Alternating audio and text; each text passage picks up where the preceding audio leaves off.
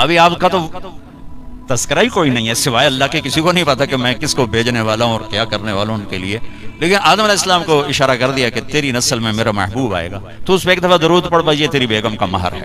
یہ انسانیت کا پہلا رشتہ ہے. والدین کے حقوق کے لیے چند آیات، اولاد کے حقوق کے لیے چند آیات، بہن بھائیوں کے حقوق کے لیے چند آیات ہیں، خاوند بیوی کے لیے سینکڑوں آیات. پوری سورت اتری ہے، سورہ طلاق، پوری سورت، سورہ نساء، سورہ طلاق، سورہ مائدہ میں، سورہ بقرہ میں، سورہ آل عمران میں اللہ نے سینکڑوں آیات اتاری کہ یہ رشتہ باقی رہے. کیونکہ اس میں کمزوری ہے، اہمیت کے باوجود اس میں ایک کمزوری ہے کہ ایک بول پہ ٹوٹ جاتا ہے، باقی رشتہ ٹوٹتا نہیں.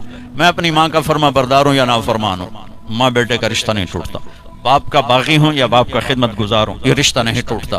بھائی سے لڑا ہوا ہوں یا صلح ہے، یہ رشتہ نہیں ٹوٹتا. لیکن خاوند اور بیوی کا رشتہ ایک بول پہ ٹوٹ جاتا. میرے نبی نے فرمایا علی طلاق سے بچنا.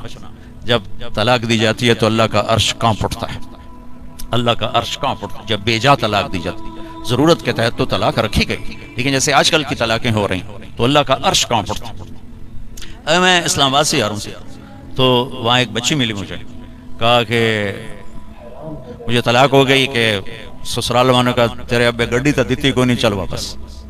اور خود وہ ڈاکٹر ہے جی، طلاق ہو گئی. تو اس طرح جب ظلم و ستم ہوتا ہے تو پھر اللہ کا عرش کانپ اٹھتا ہے. تو یہ رشتہ کیسے گزارنا ہے کہ زندگی خوبصورت ہو جائے. کیونکہ میری بات سن لیں غور سے، آپ مالدار لوگ بیٹھے ہیں، پیسے سے آپ زندگی کو خوبصورت نہیں بنا سکتے. گھر خوبصورت بنا سکتے ہیں، گاڑی خوبصورت لے سکتے ہیں، زیور خوبصورت خرید سکتے ہیں. زندگی کی خوبصورتی کا تعلق ان چیزوں سے نہیں ہے. زندگی کی خوبصورتی صرف میرے نبی کی غلامی میں. نبی پاک صلی اللہ علیہ وسلم ایک پاکیزہ زندگی لے کر آئے. جو اس کے پیچھے چلے گا اس کی زندگی میں حسن آئے گا، جمال آئے گا، کمال آئے گا، باقی ویرانیوں کے سوا کچھ بھی نہیں. تو میرے نبی نے 11 گھر آباد کیے ہمیں زندگی سکھانے کے لیے. عورت مظلوم تھی ہر دور میں، آج بھی ہے اور پہلے بھی تھی. کہیں عورت بھی ظالم ہوتی ہے، میں کوئی صرف ان کا وکیل صفائی بن کے بات نہیں کر رہا ہوں، لیکن جو معاشرے میں ہے وہ بات کر رہا ہوں کہ عام طور پہ دیہات ہو، شہر ہو.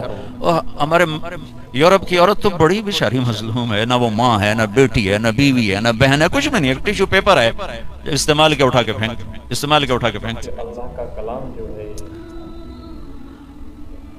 تو میرے نبی نے بھی اس کو ہائی لائٹ کیا. آپ تو شریعت لے کر آئے، آپ نے زیادہ اس کو ہائی لائٹ کیا. تو آپ نے فرمایا جس کو اللہ نے 3 بیٹیاں دیں اور اس نے ان کی شادی کر دی تو جنت میں میرا ساتھی ہو جائے گا.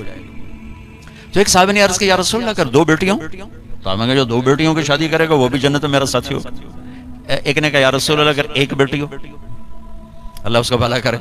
کسی ہوتی ہے ایک، کہ یا رسول اللہ اگر 1 بیٹی ہو، جو 1 کی بھی شادی کرے گا وہ جنت میں میرا ساتھی ہوگا. ٹھیک، اب 10 بیٹوں کی شادی کرو تو جنت کا وعدہ کوئی، اور 1 بیٹی کی ڈولی اٹھا دو تو میرے نبی فرما رہے ہیں وہ جنت میں میرے ساتھ ایسے ہوگا، ایسے 2 انگلیوں کو اشارہ کیا تو میرے ساتھ ایسے ہوگا.